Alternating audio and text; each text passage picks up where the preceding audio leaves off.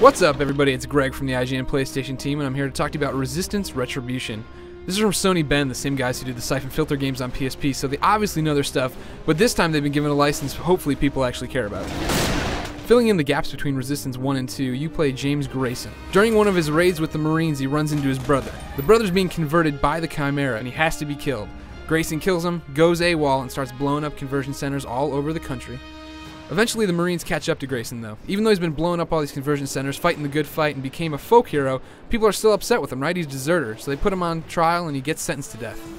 However, the French resistance needs his help, gets him out of jail, and they go on a conversion center, blowing up a run. The best part about all that is that's just the prologue. Resistance is a really deep game with a really thick story that makes you care about James Grayson. You get a lot of characterization out of this guy, and he's awesome. The presentation's stellar for a PSP game. I mean, there's, diary entries from Grayson, really good cutscenes. Graphically, it looks like a PSP game. It's good, but it's not, amazing or anything. But it's clear this isn't a cash-in. This is like a full-bodied experience. It's one of the most well-rounded PSP games I think I've ever played. Driving that point home, the music is awesome. They brought in an orchestra, and it really gets you in these tense moments. You're full of suspense, you're running around shooting everything. The music's right there along with you. Gameplay is where it's at. Like most third-person shooters on the PSP, the face buttons control your point of view while the analog stick moves you. To compensate for, aiming being too difficult, you actually have an aiming box. So as long as you have bad guys in this box, it's going to auto-aim to them and snap right to them and shoot them. It's really a great way to play third-person on PSP. Making this aim box even better is the fact that there's a whole bunch of different weapons in Resistance Retribution, and they're all equally cool. You have traditional stuff like a combat shotgun, that puts out either a single blast or a double blast. But then there's cool stuff like the Razor, which, fills in for the bullseye this time around. Shoots out little energy balls, or its secondary fire shoots out a razor blade that'll shoot all around and kill people, anyone who's in the hitbox. The chain gun has a shield, the auger can shoot through walls, and the Magnum fires off these explosive little blasts that you control. It's really top notch. On top of all that, there's an auto cover system to Resistance Retribution. Grayson will run up to an object, there'll be enemies on the other side, and he'll automatically crouch behind this little ledge or box or whatever's in front of him.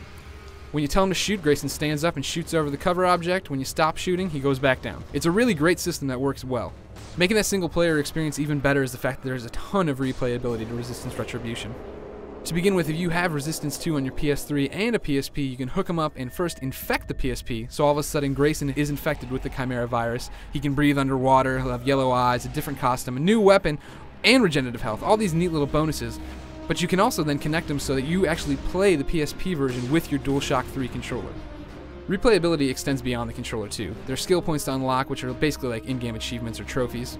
You also can collect intel throughout the levels, like little hidden documents. All of this unlocks different stuff for use in Resistance Retribution. However, the biggest thing that's going to keep you coming back to Resistance Retribution after this story is the multiplayer. In short, this is multiplayer pulled from the PlayStation 3 game. This is a solid experience.